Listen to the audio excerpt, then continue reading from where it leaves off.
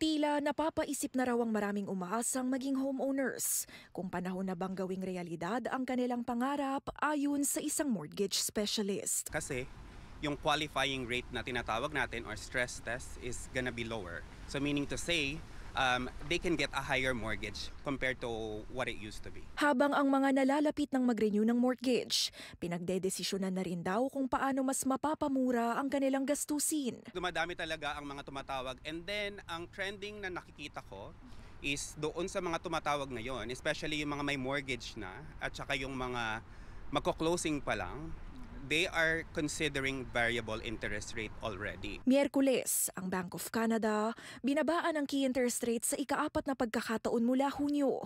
Kung 4.25% ito noon, 3.75% na ito ngayon. We took a bigger step today because inflation is now back to the 2% target, and we want to keep it close to the target. All this suggests we are back to low inflation. This is good news for Canadians. Now our focus is to maintain low, stable inflation. We need to stick the landing. Bukod sa mga may mortgage at umuasang makabili ng tahanan, ilan ring mga kababayan ang itinuturing itong magandang balita mula sa Bank of Canada.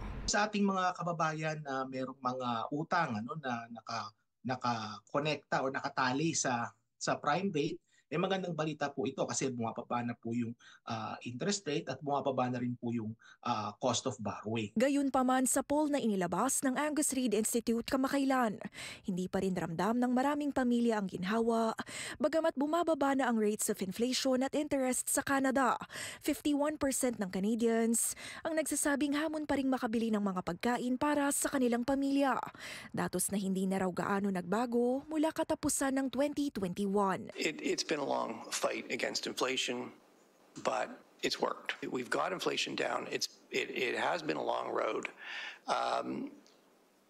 We're committed to keeping inflation close to the 2% target. Tandaan din po natin na hindi ibig sabihin na bumaba ang inflation, ibig sabihin po nito bumaba na ang presyo ng bilihin. Kasi po ang ibig sabihin po nito is yung pagbaba po ng inflation, ang ibig sabihin po niyan is nagmamahal pa rin po yung presyo ng mga bilihin, pero yung pag-angat ng presyo ay bumabagal. Ani Domingo, nasa tao na raw ang desisyon kung panahon na ba para bumili ng tahanan na nakadepende sa kakayahang pinansyal. Marami akong mga kliyente na they're in the talks of pre-approval pero they really want to wait.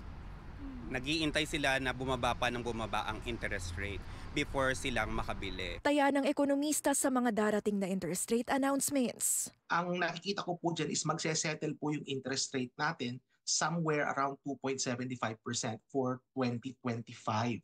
Nakatakdang i-anunsyo ng Bangko Sentral ang susunod na policy rate sa December 11. Teresa Redula, Omni News, Toronto.